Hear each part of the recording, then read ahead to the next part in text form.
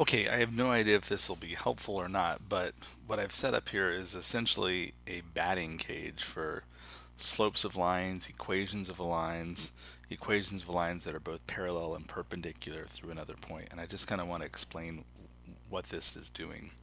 So, kind of at the most basic beginning thing, A and B are two lines that you can move wherever you want, and it doesn't matter where they end up. So, for example, if I put B right here and it's nice if you let it pick some integer values. So if B is at 6, 7, right, X is 6 and Y is 7, and A is at 3, 6, one of the things you can do is you can calculate the slope of that line. So 7 minus 6 is 1, divided by 6 minus 3 is 3. And if you look over here, this line that goes through the two blue dots will always be shown as this top line, right? So the equation of this line is y equals 1/3 x plus 5.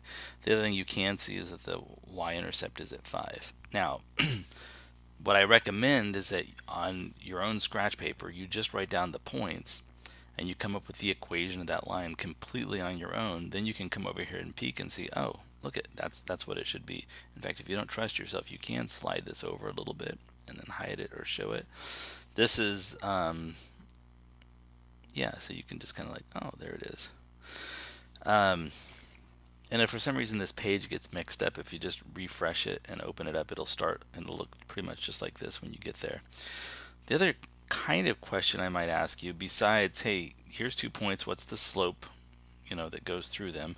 I could say, hey, what's the equation of the line that goes through them, right? And sometimes you can get the y-intercept quite nicely by, it's just kind of a nice, these are nice integer numbers. But if you look at this, that's still a nice number, isn't it? Boy, there's a nice y-intercept too. Let's come. Where's a y-intercept that's not nice? That's not nice. There we go. So you can see now the equation of this line that again goes through the two blue dots is y equals negative 1/3 x plus 16 thirds. So that y-intercept is at 16 thirds. Now again, if you go somewhere else and you're just on paper, you just start with these points, you should be able to verify that that's what the slope is. You should be able to plug that slope in and one of the 2 points to get exactly this is the y-intercept. Another thing that you have access to is there's this extra point C. So let's say that I say point C is at 1, 2. I could ask you this question.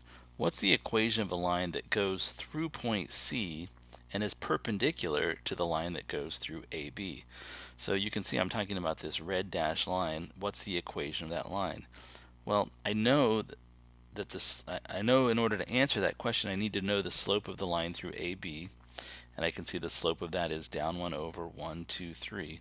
So this line through C has to have a slope of the opposite reciprocal of that. So instead of going down 1 over 3, it should go up 3, 1, 2, 3, and then to the right 1. So you can see up 1, 2, 3 to the right 1. So the other thing that has to be true is it has to have this slope of positive 3. But then I have to figure out what the y-intercept is, and I would use the xy from this point C and that slope to calculate it. Now again, the answers are all over here, right? This red dashed line, that's the perpendicular one, is y equals 3x minus 1. There's a parallel line down here, that's the green one.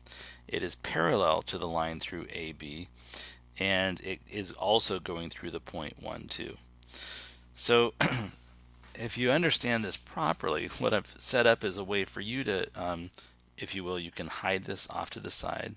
And you can say, look, I'm going to pick any 2 points I want. Like I might put B here, and I'll put A right here. And I do recommend using integers, right? Using nice numbers. And then I could be like, okay, what's the slope of the line through AB?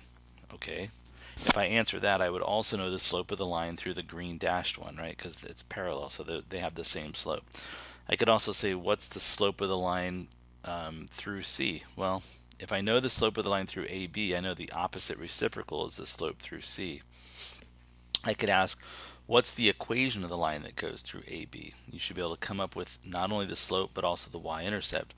Then I can also say, what's the equation of the line through point C that's parallel to AB. So now because I said parallel, you're going to use the exact same slope that you are from AB, but you're going to use this C points X and Y, and when you do that, it's going to help you figure out what the Y-intercept is for the green line.